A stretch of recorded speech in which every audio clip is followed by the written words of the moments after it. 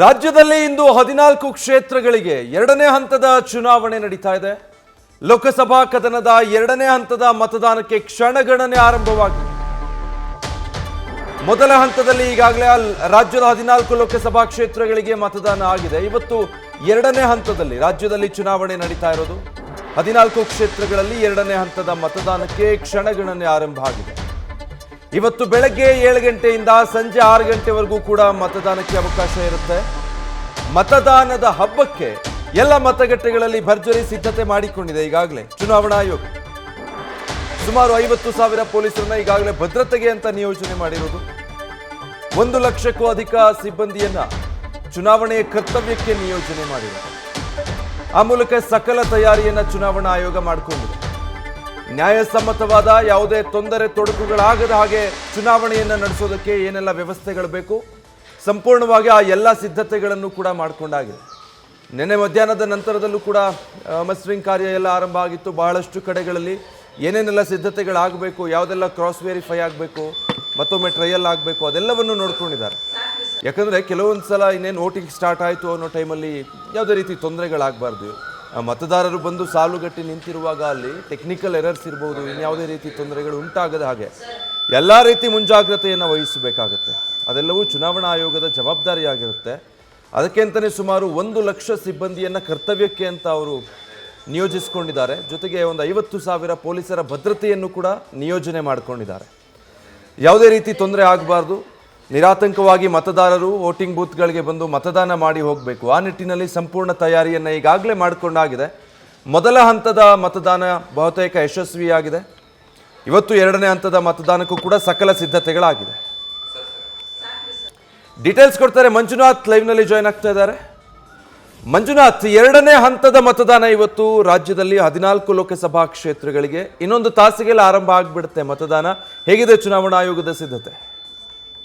ವಿಜಯ್, ರಾಜ್ಯದಲ್ಲಿ ಎರಡನೇ ಹಂತದ ಲೋಕಸಭಾ ಚುನಾವಣೆಗೆ ಈಗಾಗಲೇ ಎಲ್ಲ ರೀತಿಯ ಸಿದ್ಧತೆಗಳನ್ನು ಕೇಂದ್ರ ಚುನಾವಣಾ ಆಯೋಗ ಮತ್ತು ರಾಜ್ಯ ಚುನಾವಣಾ ಆಯೋಗ ಮಾಡಿಕೊಂಡಿರುವಂಥದ್ದು. 14 ಕ್ಷೇತ್ರಗಳಲ್ಲಿ ಸುಮಾರು 227 ಅಭ್ಯರ್ಥಿಗಳು ಏನು ಕಣದಲ್ಲಿದ್ದಾರೆ. ಅವರೆಲ್ಲರ ಭವಿಷ್ಯ ಇವತ್ತು ಮತದಾರ ಪ್ರಭುಗಳು ಇವತ್ತು ನಿರ್ಧಾರ ಮಾಡುವಂಥದ್ದು. ಈಗಾಗಲೇ ಇದಕ್ಕೆ ಬೇಕಂತ ಎಲ್ಲ ಸಿದ್ಧತೆಗಳನ್ನು ಚುನಾವಣಾ ಆಯೋಗ ಮಾಡಿಕೊಂಡಿರುವಂಥದ್ದು. ಸುಮಾರು 29,000ಕ್ಕೂ ಹೆಚ್ಚು ಮತಗಟ್ಟೆಗಳನ್ನು ಈಗಾಗಲೇ ಸ್ಥಾಪನೆ ಮಾಡಲಾಗಿದೆ. ಇದಕ್ಕೆ ಬೇಕಾದಂಥ ಸಿಬ್ಬಂದಿಗಳಾಗಿರ್ಬೋದು, ಜೊತೆಗೆ ಚುನಾವಣಾ ಪ್ರಕ್ರಿಯೆ ಮಾಡಲಿಕ್ಕೆ EVM ಆಗಿರ್ಬೋದು, ಎಲ್ಲವೂ ಕೂಡ ಮತಗಟ್ಟೆ ಕೇಂದ್ರಗಳಿಗೆ ತಲುಪಿರುವಂಥದ್ದು. ಇನ್ನು ಏನು ಈ ಒಂದು 14 ಕ್ಷೇತ್ರಗಳು ಉತ್ತರ ಕರ್ನಾಟಕದ ಬೆಳಗಾವಿ ಆಗಿರ್ಬೋದು, ರಾಯಚೂರು ಸೇರಿದಂತೆ ಶಿವಮೊಗ್ಗ, ಈ ಬಳ್ಳಾರಿ, ಈ ಎಲ್ಲ ಕ್ಷೇತ್ರಗಳಲ್ಲಿ ಒಂದು ಮತದಾನ ಪ್ರಕ್ರಿಯೆ ಆಗುತ್ತೆ. ಇಲ್ಲಿ ಈಗಾಗಲೇ ಇದಕ್ಕೆ ಬೇಕಾದಂಥ ಎಲ್ಲ ವ್ಯವಸ್ಥೆಗಳನ್ನು ಕೂಡ ಮಾಡಿಕೊಂಡಿರುವಂಥದ್ದು. ಜೊತೆಗೆ ಏನು ಈ ಒಂದು ಅಭ್ಯರ್ಥಿಗಳೇನಿದ್ದಾರೆ ತಮ್ಮ ಈ ಮತ ಪ್ರಚಾರವನ್ನು ಕೂಡ ಕೈಗೊಂಡು ಈಗಾಗಲೇ ಎಲ್ಲ ಪ್ರಚಾರಗಳು ಮುಕ್ತಾಯ ಆಗಿದೆ. ಇನ್ನೇನು ಕೆಲವೇ ಗಂಟೆಗಳಲ್ಲಿ ಅಂದರೆ 7 ಗಂಟೆಗೆ ಮತದಾನ ಪ್ರಕ್ರಿಯೆ ಆರಂಭವಾಗಿ ಸಂಜೆ ಒಂದು 6 ಗಂಟೆವರೆಗೂ ಕೂಡ ಈ ಒಂದು ಮತದಾನ ಪ್ರಕ್ರಿಯೆ ನಡೆಯಲಿದೆ. ಈಗಾಗಲೇ ಮತಗಟ್ಟೆಗೆ ಬೇಕಾದಂಥ ಸಿಬ್ಬಂದಿಗಳು ಕೂಡ ಒಂದು ನಿಯೋಜನೆಯನ್ನು ಮಾಡಿರುವಂಥದ್ದು. ಜೊತೆಗೆ ಒಂದು ಕಾನೂನು ಸುವ್ಯವಸ್ಥೆ ಕಾಪಾಡುವ ನಿಟ್ಟಿನಲ್ಲಿ ಕೂಡ ಚುನಾವಣಾ ಆಯೋಗ ಸಿದ್ಧತೆಯನ್ನು ನಡೆಸಿಕೊಂಡಿದೆ. ಸುಮಾರು 50,000ಕ್ಕೂ ಹೆಚ್ಚು ಪೊಲೀಸ್ ಸಿಬ್ಬಂದಿಯನ್ನು ಕೂಡ ನಿಯೋಜನೆ ಮಾಡಿದೆ. ಜೊತೆಗೆ 1 ಲಕ್ಷಕ್ಕೂ ಹೆಚ್ಚು ಸಿಬ್ಬಂದಿಗಳನ್ನು ಈಗಾಗಲೇ ಚುನಾವಣಾ ಪ್ರಕ್ರಿಯೆ ಮಾಡಲಿಕ್ಕೆ ಒಂದು ಸಿದ್ಧತೆಯನ್ನು ಚುನಾವಣಾ ಆಯೋಗ ಮಾಡಿಕೊಂಡಿರುವಂಥದ್ದು. ಇನ್ನೇನು ಕೆಲವೇ ಗಂಟೆಗಳಲ್ಲಿ ಈ ಒಂದು ಚುನಾವಣೆ ಮತದಾನ ಪ್ರಕ್ರಿಯೆ ಆರಂಭ ಆಗುವಂಥದ್ದು. Vijay, thank you Manjunath. So ಈ ರೀತಿಯ ಸಂಪೂರ್ಣ ಸಿದ್ಧತೆಗಳು ಈಗಾಗಲೇ ಆಗೋಗಿದೆ ಚುನಾವಣಾ ಆಯೋಗದ ಕಡೆಯಿಂದ. ಇನ್ನೇನಿದ್ರು ಮತದಾರರು ಜವಾಬ್ದಾರಿಯುತವಾಗಿ ಮತದಾನದ ಕಡೆಗೆ ಬರಬೇಕು. 7 ಗಂಟೆ ನಂತರದಲ್ಲಿ ಮತದಾನ ಆರಂಭ ಆಗುತ್ತೆ. ಸಂಜೆ 6 ಗಂಟೆವರೆಗೂ ಕೂಡ ಅವಕಾಶ ಇರುತ್ತೆ. ನಿಮಗೆ ಅನುಕೂಲ ಆಗುವಂಥ ಸಮಯದಲ್ಲಿ ಮತಗಟ್ಟೆಗಳಿಗೆ ಹೋಗಿ ಮತ ಹಾಕಬೇಕು. ಆ ಮೂಲಕ ನಿಮ್ಮ ಜನಪ್ರತಿನಿಧಿ ಯಾರು ಅನ್ನೋದನ್ನು ಆಯ್ಕೆ ಮಾಡಿಕೊಳ್ಬೇಕು.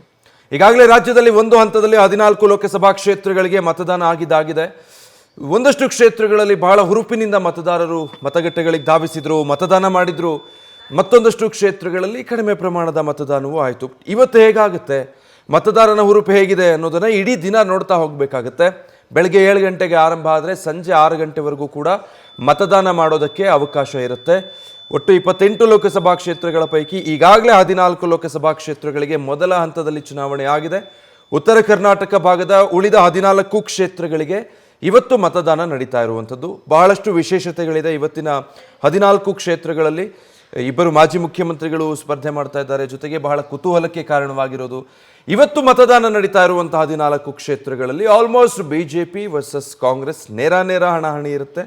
JDSನ ಪ್ರಭಾವ ಕೇಡರ್ ಅಷ್ಟಾಗಿ ಇಲ್ಲದಂತಹ ಕ್ಷೇತ್ರಗಳು ಉತ್ತರ ಕರ್ನಾಟಕ ಭಾಗದ ಕ್ಷೇತ್ರಗಳಾಗಿರೋದ್ರಿಂದ ಈ ರೀತಿಯಾದಂತಹ ಹಲವಾರು ಕಾರಣಗಳಿಗೆ ಇವತ್ತಿನ ಮತದಾನ ಬಹಳ ಪ್ರಮುಖ ಪಾತ್ರವನ್ನು ವಹಿಸುತ್ತೆ ರಾಜ್ಯದಲ್ಲಿ ಫಲಿತಾಂಶ ಏನಾಗಬಹುದು ಅನ್ನೋ ನಿಟ್ಟಿನಲ್ಲಿ.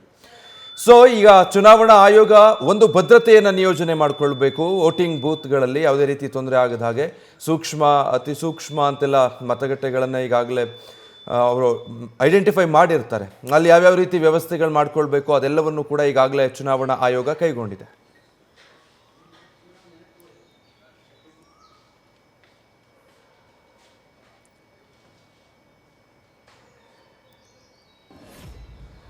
ಈಗ ಬೆಳಗಾವಿಯಿಂದ ಶ್ರೀಕಾಂತ್ ಮತ್ತೆ ಚಿಕ್ಕೋಡಿಯಿಂದ ಹರೀಶ್ ನಮ್ಮೊಟ್ಟಿಗೆ ಲೈವ್ನಲ್ಲಿ ಜಾಯ್ನ್ ಆಗ್ತಾ ಇದ್ದಾರೆ. ನಾನು ಮೊದಲಿಗೆ ಶ್ರೀಕಾಂತ್ರನ್ನ ಮಾತಾಡಿಸ್ತೀನಿ. ಶ್ರೀಕಾಂತ್, ಬೆಳಗಾವಿ ಹೈ ವೋಲ್ಟೇಜ್ ಕ್ಷೇತ್ರ, ಅದು ಕೂಡ ಸಚಿವರಿಗೆ ಇರುವಂಥ ಜವಾಬ್ದಾರಿ, ಮತ್ತೊಂದು ಕಡೆ ಮಾಜಿ CM ಕಣದಲ್ಲಿದ್ದಾರೆ.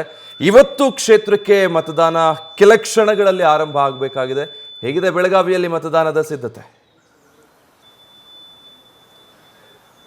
ನೋಡಿ ವಿಜಯ್, 7 ಗಂಟೆಯಿಂದ ಮತದಾನ ಪ್ರಕ್ರಿಯೆ ಆರಂಭಗೊಳ್ಳುತ್ತೆ. ಆ ಹಿನ್ನೆಲೆಯಲ್ಲಿ ಈಗ ಅದಕ್ಕೆ ಬೇಕಾದಂಥ ಎಲ್ಲ ಸಿದ್ಧತೆಯನ್ನು ಬೆಳಗಾವಿ ಜಿಲ್ಲಾಡಳಿತ ಮಾಡಿಕೊಂಡಿದೆ. ಈಗ ಏನಂತಂದರೆ ನಾನು ಬೆಳಗಾವಿಯ ವಿಶ್ವೇಶ್ವರಯ್ಯ ಏನು ಪ್ರಾಥಮಿಕ ಶಾಲೆ ಏನಿದೆ ಆ ಶಾಲೆಯಲ್ಲಿರ್ತಕ್ಕಂಥ ಮತಗಟ್ಟೆಯಲ್ಲಿದ್ದೀನಿ. ಇವತ್ತಿನ ವಿಶೇಷ ಏನು ಅಂತಂದರೆ ಈ ಒಂದು ಮತಗಟ್ಟೆಗೆ ವಿದೇಶಿಯ ನಿಯೋಗ ಭೇಟಿ ಮಾಡ್ತಾ ಇದೆ. ಪ್ರಮುಖವಾಗಿ ಈಗಾಗಲೇ ಏನಂತಂದರೆ ವೀಕ್ಷಣೆಯನ್ನು ಮಾಡ್ತಾ ಇದೆ. ಯಾವ ರೀತಿಯಾಗಿ ಈ ಒಂದು ಮತಕೇಂದ್ರಗಳಲ್ಲಿ ಯಾವ ರೀತಿಯಾದಂಥ ಒಂದು ಮತದಾನ ಪ್ರಕ್ರಿಯೆ ನಡೆಯುತ್ತೆ, ಅದಕ್ಕಿಂತ ಪೂರ್ವದಲ್ಲಿ ಯಾವೆಲ್ಲ ರೀತಿ ಸಿದ್ಧತೆಯನ್ನು ಮಾಡಿಕೊಳ್ಳಲಾಗತ್ತೆ ಇಂಡಿಯಾದಲ್ಲಿ ಅನ್ನೋ ವಿಚಾರಕ್ಕೆ ಸಂಬಂಧಪಟ್ಟಂತೆ ಈಗ ವಿದೇಶಿಯ ನಿಯೋಗ ಏನಂತಂದರೆ ಬೆಳಗಾವಿಯ ಈ ಮಾದರಿಯ ಒಂದು ಏನು ಮತಗಟ್ಟೆ ಏನಿದೆ, ಮತಗಟ್ಟೆಗೆ ಆಗಮಿಸಿ ಏನಂತಂದರೆ ಅವರು ಅದನ್ನು ಪರಿಶೀಲನೆಯನ್ನು ಮಾಡ್ತಾ ಇದ್ದಾರೆ. ಡೆಮೋ ಆಗಿ 1-2 ಏನಂತಂದರೆ ಮತವನ್ನು ಅವರು ಚಲಾವಣೆ ಮಾಡ್ತಾರೆ. ಮಾಡಿದ ನಂತರ ಅದು ಯಾವ ರೀತಿ ರಿಸಲ್ಟ್ ಕೊಡುತ್ತೆ, ಅದಕ್ಕಿಂತ ಪೂರ್ವದಲ್ಲಿ ಯಾವ ರೀತಿಯಾಗಿ ಒಂದು ಸಿದ್ಧತೆಯನ್ನು ಮಾಡಿಕೊಳ್ಳಲಾಗುತ್ತೆ ಅನ್ನೋದರ ಬಗ್ಗೆ ಅವರು ಒಂದು ಮಾಹಿತಿಯನ್ನು ಕಲೆ ಹಾಕಲಿಕ್ಕೆ ಬಂದಿದ್ದಾರೆ. ನಿನ್ನೆ ಅಷ್ಟೇ ಏನಂತಂದರೆ ಮಾಸ್ಟರಿಂಗ್ ಕಾರ್ಯ ಯಾವ ರೀತಿ ನಡೆಯುತ್ತೆ ಅನ್ನೋದರ ಬಗ್ಗೆ ಭಾಳಷ್ಟು ಒಂದು ಸವಿವರವಾದಂಥ ಮಾಹಿತಿಯನ್ನು ಪಡೆದುಕೊಂಡಿದ್ರು. ಆದರೆ ಇವತ್ತು ಏನಂತಂದರೆ ಮತದಾನಕ್ಕಿಂತ ಪೂರ್ವದಲ್ಲೇ ಏನಂತಂದರೆ ವಿದೇಶಿಯರ ನಿಯೋಗ ಏನಿದೆ ಇವತ್ತು ಏನಂತಂದರೆ ವಿಶೇಷವಾಗಿ ಮಾದರಿಯಾಗಿ ನಿರ್ಮಾಣ ಮಾಡಿರುವಂಥ ಒಂದು ಏನು ಮತಗಟ್ಟೆ ಏನಿದೆ, ಈ ಮತಗಟ್ಟೆಯಲ್ಲಿ ಒಂದು ಮತದಾನ ಪ್ರಕ್ರಿಯೆ ಬಗ್ಗೆ ಒಂದು ಪರಿಶೀಲನೆಯನ್ನು ನಡೆಸ್ತಾ ಇರುವಂಥದ್ದು. ಅದಕ್ಕೆ ಸಂಬಂಧಪಟ್ಟಂತೆ ಈಗಾಗಲೇ ಏನಂತಂದರೆ ಬೆಳಗಾವಿಯಲ್ಲಿರ್ತಕ್ಕಂಥ ಹಿರಿಯ ಅಧಿಕಾರಿಗಳು ಅವರಿಗೆ ಎಲ್ಲ ರೀತಿಯ ಮಾಹಿತಿಯನ್ನು ನೀಡ್ತಾ ಇರುವಂಥದ್ದು. ಅಂದರೆ ಮತದಾನಕ್ಕಿಂತ ಪೂರ್ವದಲ್ಲಿ ನಾವು ಯಾವ ರೀತಿ ಇಂಡಿಯಾದಲ್ಲಿ ಒಂದು ಸಿದ್ಧತೆಯನ್ನು ಮಾಡ್ಕೊಳ್ತೀವಿ ಅನ್ನೋದರ ಬಗ್ಗೆ ಸಂಪೂರ್ಣವಾದಂಥ ವಿವರವನ್ನು ಅವರಿಗೆ ನೀಡಿದ್ದಾರೆ. ಅದರಲ್ಲೂ ಪ್ರಮುಖವಾಗಿ ಏನಂತಂದರೆ ಕೆಲವು ಸರ್ ಈಗ ಯಾವ ರೀತಿಯಾದಂಥ ಒಂದು ಮಾಹಿತಿಯನ್ನು ಈಗ ವಿದೇಶಿ ನಿಯೋಗಕ್ಕೆ ನೀಡಿದರೆ ಅಂತ? ಇಲ್ಲ, ಒಂದೇ ಮಿನಿಟ್ ಬರ್ತಾರೆ. ಅಲ್ಲ, ಯಾವ ರೀತಿ ಯಾವ ರೀತಿ ನಮ್ಮ ದೇಶದಲ್ಲಿ ಮಾಕ್ ಪೋಲು ಮತ್ತು ಆ್ಯಕ್ಚುಯಲ್ ಪ್ರೊಸೆಸ್ಸನ್ನು ಯಾವ ರೀತಿ ನಾವು ಮಾಡ್ತೀವಿ ಅದರದ್ದು ಸಂಪೂರ್ಣ ಮಾಹಿತಿಯನ್ನು ವಿದೇಶಿ ನಿಯೋಗಕ್ಕೆ ಯಾವ ರೀತಿ ನಾವು ಪ್ರತಿಯೊಂದು ವಿಷಯವನ್ನು ಎಲ್ಲರ ಟ್ರಾನ್ಸ್ಪರೆನ್ಸ್ ಆಗಿ ಯಾವ ರೀತಿ ಮಾಡ್ತೀವಿ ಎಂಬುದನ್ನು ವಿದೇಶಿ ನಿಯೋಗಕ್ಕೆ ನಾವು ನೀಡ್ತಾ ಇದ್ದೀವಿ. ವಿಜಯ್, ಕೇಳಿದ್ರಲ್ಲ, ಯಾಕಂತಂದರೆ ಭಾಳಷ್ಟು ಅಧಿಕಾರಿಗಳು ಅವರಿಗೆ ಸಾಥನ್ನು ನೀಡಿದ್ದಾರೆ. ಪ್ರಮುಖವಾಗಿ ಏನಂತಂದರೆ ಯಾವ ರೀತಿ ಒಂದು ತಯಾರಿಯನ್ನು ಮಾಡ್ಕೊಳ್ತೀವಿ ಅನ್ನೋದ್ರ ಬಗ್ಗೆ ಮಾಹಿತಿಯನ್ನು ನೀಡಿದ್ದೀವಿ. ಇನ್ನು ಮುಂದೆ ಬೇರೆ ಏನು ಮತದಾನ ಪ್ರಕ್ರಿಯೆ ಆರಂಭ ಆಗುತ್ತೆ, ಅದಾದ ನಂತರ ಏನಂತಂದರೆ ಅವರಿಗೆ ಆ ಮತದಾನ ಪ್ರಕ್ರಿಯೆ ಹೇಗೆ ನಡೆಯುತ್ತೆ ಅನ್ನೋದ್ರ ಬಗ್ಗೆ ಅವರಿಗೆ ಮಾಹಿತಿಯನ್ನು ನೀಡ್ತೀವಿ ಅನ್ನೋ ಮಾತನ್ನು ಅಧಿಕಾರಿಗಳು ಹೇಳಿರುವಂಥದ್ದು. ಒಟ್ಟಾರೆ ಏನಂತಂದರೆ ಬೆಳಗಾವಿ ಜಿಲ್ಲೆಯಲ್ಲಿ ಏನು ಯಾವ ರೀತಿ ಸುಗಮವಾಗಿ ಮತದಾನ ನಡೀಬೇಕು ಅದಕ್ಕೆ ಬೇಕಾದಂಥ ಎಲ್ಲ ತಯಾರಿಯನ್ನು ಮಾಡಿಕೊಳ್ಳಲಾಗ್ತಾ ಇದೆ. ಈಗಾಗಲೇ ಏನಂತಂದರೆ ಮತಗಟ್ಟೆಗೆ ಏನು ಚುನಾವಣೆಗೆ ಸಂಬಂಧಪಟ್ಟಂತೆ ಏನು ನಿಯೋಜನೆ ಆಗಿರುವಂಥ ಸಿಬ್ಬಂದಿಗಳು ಆಗಮಿಸಿ ಏನಂತಂದರೆ ಅದಕ್ಕೆ ಬೇಕಾದಂಥ ಎಲ್ಲ ತಯಾರಿಯನ್ನು ಮಾಡ್ಕೊಳ್ತಾ ಇದ್ದಾರೆ. ಇನ್ನೊಂದು ವಿಶೇಷ ಏನು ಅಂತಂದರೆ ಇಡೀ ದೇಶದಲ್ಲಿ ಏನಂತಂದರೆ ಬೆಳಗಾವಿ ಈ ಬಾರಿ ಗಮನ ಸೆಳೆತಾ ಇರುವಂಥದ್ದು ಏನಂತಂದರೆ ಇಲ್ಲಿನ ಒಂದು ಚುನಾವಣಾ ವ್ಯವಸ್ಥೆ ಯಾವ ರೀತಿ ಇರುತ್ತೆ ಅನ್ನೋದ್ರ ಬಗ್ಗೆ ತಿಳಿದುಕೊಳ್ಳಲಿಕ್ಕೆ ವಿದೇಶಿಯ ನಿಯೋಗ ಬೆಳಗಾವಿಗೆ ಆಗಮಿಸಿರುವುದು ಈ ಬಾರಿಯ ಚುನಾವಣೆ ವಿಶೇಷ ಆಗಿರುವಂಥದ್ದು. ಹಾಗಾಗಿ ಬೆಳಗಾವಿಯ ಈ ವಿಶ್ವೇಶ್ವರ ನಗರದಲ್ಲಿರ್ತಕ್ಕಂಥ ಏನು ಮತಕೇಂದ್ರ ಏನಿದೆ ಅಲ್ಲಿ ಈಗ ನಿಯೋಗ ಭೇಟಿ ಮಾಡಿರುವಂಥದ್ದು. ಒಟ್ಟಾರೆ ಏನಂತಂದರೆ ಇನ್ನೇನು ಕೆಲವೇ ಕ್ಷಣಗಳಲ್ಲಿ ಏನಂತಂದರೆ ಮತದಾನ ಪ್ರಕ್ರಿಯೆ ಆರಂಭ ಆಗುತ್ತೆ. ಅದಕ್ಕೆ ಬೇಕಾದಂಥ ಎಲ್ಲ ಸಿದ್ಧತೆಯನ್ನು ಮಾಡಿಕೊಂಡಿರುವಂಥದ್ದು. ವಿಜಯ್, ಓಕೆ ಶ್ರೀಕಾಂತ್, ಮತ್ತೆ ಮಾತಾಡಿಸ್ತೀನಿ. ಇನ್ನು ಚಿಕ್ಕೋಡಿಯಿಂದ ಹರೀಶ್ ಇದ್ದಾರೆ. ಸೊ ಹರೀಶ್, ಈಗ ಚಿಕ್ಕೋಡಿ ಭಾಗದಲ್ಲಿ ಹೇಗಿದೆ ಚುನಾವಣಾ ತಯಾರಿ? ವಿಜಯ್, ಬಹಳ ಮುಖ್ಯವಾಗಿ ಇರುವಂಥದ್ದು ರಾಜ್ಯದಲ್ಲಿ ಇವತ್ತು 2ನೇ ಹಂತದ ಚುನಾವಣೆ ಭರ್ಜರಿಯಾಗಿ ಇನ್ನೇನು ಕೆಲವೇ ಹೊತ್ತಿನಲ್ಲಿ ಆರಂಭವಾಗುತ್ತೆ. ಸೊ ಚಿಕ್ಕೋಡಿಯಲ್ಲೂ ಕೂಡ ತೀವ್ರ ಹಣಾಹಣಿಗೆ ಸಾಕ್ಷಿಯಾಗಿರುವಂಥ ಈ ಒಂದು ಲೋಕಸಭಾ ಕ್ಷೇತ್ರದಲ್ಲಿ ಕೆಲವೇ ಹೊತ್ತಿನಲ್ಲೂ ಕೂಡ ಈಗ ಮತದಾನಕ್ಕೆ ಆ ಪ್ರಕ್ರಿಯೆ ಆರಂಭ ಆಗುವಂಥದ್ದು. ಸೊ ಪ್ರಮುಖವಾಗಿ ಇಲ್ಲಿ ಸಚಿವರಾಗಿರುವಂತಹ ಸತೀಶ್ ಜಾರಕಿಹೊಳಿ ಅವರ ಪುತ್ರಿ ಪ್ರಿಯಾಂಕಾ ಅವರು ಕಾಂಗ್ರೆಸ್ ಅಭ್ಯರ್ಥಿ ಆಗಿದ್ದಾರೆ. ಇಲ್ಲಿ ಬಿಜೆಪಿ ಅಭ್ಯರ್ಥಿಯಾಗಿ ಕೂಡ ಅಣ್ಣಾ ಸಾಹೇಬ್ ಜೊಲ್ಲೆ ಅವರು ಇದ್ದಾರೆ. ತೀವ್ರ ಪೈಪೋಟಿ ಕೂಡ ಇಲ್ಲಿ ಸಾಕ್ಷಿ ಆಗಿರುವಂಥದ್ದು. ಹಾಗಾಗಿ ಯಾರ ಕೈ ಮೇಲಾಗುತ್ತೆ, ಯಾರ ಕೈ ಕೆಳಗುತ್ತೆ, ಅಥವಾ ಯಾರು ಗೆಲ್ತಾರೆ, ಯಾರು ಸೋಲ್ತಾರೆ ಅನ್ನುವಂಥದ್ದು ಸಾಕಷ್ಟು ಕೂಡ ಕುತೂಹಲಕ್ಕೆ ಸಾಕ್ಷಿಯಾಗಿರುವಂತಹ ಕ್ಷೇತ್ರ ಚಿಕ್ಕೋಡಿ ಲೋಕಸಭಾ ಕ್ಷೇತ್ರ. ಸೊ ಹಾಗಾಗಿ ಇನ್ನೇನು ಕೆಲವೇ ಹೊತ್ತಿನಲ್ಲಿ ಚುನಾವಣಾ ಪ್ರಕ್ರಿಯೆ ಕೂಡ ಆರಂಭ ಆಗುತ್ತೆ. ನಾವೀಗ ಮತಗಟ್ಟೆ ಒಂದರಲ್ಲಿ ಇದ್ದೀವಿ. ಸೊ ಇಲ್ಲಿ ಮುಖ್ಯವಾಗಿ ಎಲ್ಲ ರೀತಿಯ ಸಿದ್ಧತೆಗಳು ಈಗ ನಡೀತಿದೆ. ಯಾಕಂತಂದ್ರೆ ಈಗಾಗಲೇ ಚುನಾವಣಾಧಿಕಾರಿಗಳು ಎಲ್ಲರೂ ಬಂದಿದ್ದಾರೆ. ಸೊ ಸಿದ್ಧತೆಗಳು ಕೂಡ ಸಾಕಷ್ಟು ನಡೀತಾ ಇದೆ. ಸೊ ಚುನಾವಣಾ ಮತಯಂತ್ರ ಕೂಡ ಎಲ್ಲವನ್ನ ಕೂಡ ವೀಕ್ಷಿಸ್ತಿದ್ದಾರೆ. ಸುವ್ಯವಸ್ಥಿತವಾಗಿ ನಡೀಬೇಕು, ಯಾವುದೇ ರೀತಿ ಗೊಂದಲಕ್ಕೆ ಅವಕಾಶ ಆಗಬಾರ್ದು. ಸೊ ಈ ನಿಟ್ಟಿನಲ್ಲಿ ಕೂಡ ಸಾಕಷ್ಟು ತಯಾರಿಗಳು ಈಗ ನಡೀತಾ ಇದೆ. 7 ಗಂಟೆಯಿಂದ ಈ ಒಂದು ಮತದಾನದ ಪ್ರಕ್ರಿಯೆ ಆರಂಭ ಆಗುತ್ತೆ. ಈ ಹಿನ್ನೆಲೆಯಲ್ಲಿ ಇಲ್ಲೆಲ್ಲ ಕೂಡ ಮತಗಟ್ಟೆಯಲ್ಲಿ ಸಿಬ್ಬಂದಿಗಳು ಸಿದ್ಧತೆಯನ್ನ ಭರ್ಜರಿಯಾಗಿ ನಡೆಸ್ತಿದ್ದಾರೆ. ಸೊ ಮುಖ್ಯವಾಗಿ ಕೂಡ ಏನೆಲ್ಲ ಯಾರಿಗೆಲ್ಲ ಲಿಸ್ಟ್ಗಳನ್ನ ನೋಡ್ಕೊಳ್ಳುವಂಥದ್ದಾಗಿರ್ಬೋದು, ಮತಯಂತ್ರದ ಲೋಪದೋಷ ಅನ್ನುವಂಥದ್ದು ಎಲ್ಲವೂ ಕೂಡ ಪೂರ್ವ ಸಿದ್ಧತೆ ನಡೆಯುತ್ತೆ. ಈ ನಿಟ್ಟಿನಲ್ಲಿ ಕೂಡ ಅಧಿಕಾರಿಗಳು ಇಲ್ಲೆಲ್ಲರೂ ಕೂಡ ಇಲ್ಲಿ ಗಮನ ಹರಿಸಿ ಕೆಲಸವನ್ನು ಮಾಡ್ತಾ ಇದ್ದಾರೆ ಅನ್ನುವಂಥದ್ದು.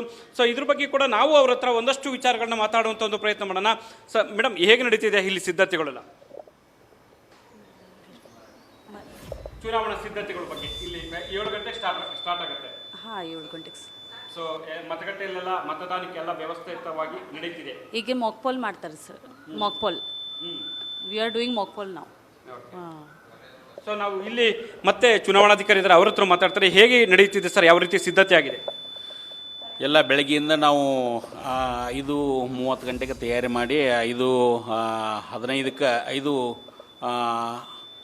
5:35ಕ್ಕೆ ನಾವು ಮಹಾಕ್ಪೋಲನ್ನು ಪ್ರಾರಂಭ ಮಾಡಿ ಈಗ ಮಹಾಕ್ಪೋಲ ಸುಗಮವಾಗಿ ಪ್ರಾರಂಭವಾಗಿದೆ. ಸೊ ವಿಜಯ್, ಬಹಳ ಮುಖ್ಯವಾಗಿರುವಂಥದ್ದು ಕೂಡ ಎಲ್ಲ ರೀತಿಯಲ್ಲೂ ಸಿದ್ಧತೆಗಳನ್ನ ಈಗ ಸಿಬ್ಬಂದಿಗಳು ಕೂಡ ನಡೆಸ್ತಾ ಇದ್ದಾರೆ. ಅಂದರೆ ಯಾವುದೇ ರೀತಿಯಲ್ಲಿ ಸಮಸ್ಯೆ ಆಗಬಾರ್ದು, ಅದಕ್ಕೆ ಮೊದಲು ಪೂರ್ವ ಸಿದ್ಧತೆ ಆಗಬೇಕಾಗುತ್ತೆ. ಎಲ್ಲ ರೀತಿಯಲ್ಲೂ ಕೂಡ ಅದನ್ನು ನಡೆಸ್ತಾ ಇರುವಂಥದ್ದು. ಹಾಗಾಗಿ ಚಿಕ್ಕೋಡಿ ಕೂಡ ಸಾಕಷ್ಟು ಇಡೀ ರಾಜ್ಯದ ಗಮನವನ್ನು ಸೆಳೆದಿದೆ. ಯಾರು ಗೆಲ್ತಾರೆ, ಯಾರು ಸೋಲ್ತಾರೆ ಅನ್ನುವಂಥ ತೀವ್ರ ನೇರ ಹಣಾಹಣಿ ಇರುವಂಥ ಕ್ಷೇತ್ರ ಇದು. ಯಾಕಂದರೆ ಸಚಿವರು ಪ್ರತಿಷ್ಠೆಯಾಗಿ ತೆಗೆದುಕೊಂಡಿದ್ದಾರೆ ಈ ಒಂದು ಕ್ಷೇತ್ರವನ್ನು. ತಮ್ಮ ಪುತ್ರಿಯನ್ನು ಗೆಲ್ಲಿಸಿಕೊಳ್ಳಲೇಬೇಕು ಅನ್ನುವಂಥ ನಿಟ್ಟಲ್ಲಿ ಕೂಡ ಸಾಕಷ್ಟು ಹರಸಾಹಸವನ್ನು ನಡೆಸಿದ್ದಾರೆ. ಅದೆಲ್ಲದಕ್ಕಿಂತಲೂ ಕಾಂಗ್ರೆಸ್ ಈ ಬಾರಿ ಚಿಕ್ಕೋಡಿಯನ್ನು ವಿಜಯ ಪತಾಕೆಯನ್ನು ಆರಿಸಿಕೊಳ್ಬೇಕು ಅನ್ನುವಂಥ ನಿಟ್ಟಿನಲ್ಲಿ ಕೂಡ ಸಿಎಂ, DCM ಸೇರಿದಂತೆ ಹಲವು ನಾಯಕರು ಕೂಡ ಚಿಕ್ಕೋಡಿ ಲೋಕಸಭಾ ಕ್ಷೇತ್ರಕ್ಕೆ ಲಗ್ಗೆ ಇಟ್ಟಿದ್ರು. ಭರ್ಜರಿ ಚುನಾವಣಾ ಪ್ರಚಾರವನ್ನು ನಡೆಸಿದ್ದಾರೆ. ಹಾಗಾಗಿ ಬಿಜೆಪಿ ಕೂಡ ಮಗದೊಂದು ಕಡೆ ನಿರಂತರವಾಗಿ ಗೆದ್ಕೊಂಡು ಬರ್ತಾ ಇರುವಂಥದ್ದು ಕೂಡ. ಹಾಗಾಗಿ ನಮ್ಮದೇ ಗೆಲ್ತೀವಿ ಅನ್ನುವಂಥ ಬಲವಾದ ವಿಶ್ವಾಸ ಕೂಡ ಬಿಜೆಪಿಯಲ್ಲಿ ಇರುವಂಥದ್ದು. ಹಾಗಾಗಿ ಈ ಇಬ್ಬರ ಪೈಪೋಟಿ ನಡುವೆ ಯಾರಿಗೆ ವಿಜಯಮಾಲೆ ಒಲಿಯುತ್ತೆ ಅನ್ನುವಂಥದ್ದು ಕೂಡ ಸಾಕಷ್ಟು ಕುತೂಹಲ ಮೂಡಿಸಿರುವಂಥದ್ದು. ವಿಜಯ್, ನ್ಯೂಸ್ ಫಸ್ಟ್ ನಿರ್ಭೀತಿಯಿಂದ ನಿಮ್ಮ ಪರವಾಗಿ.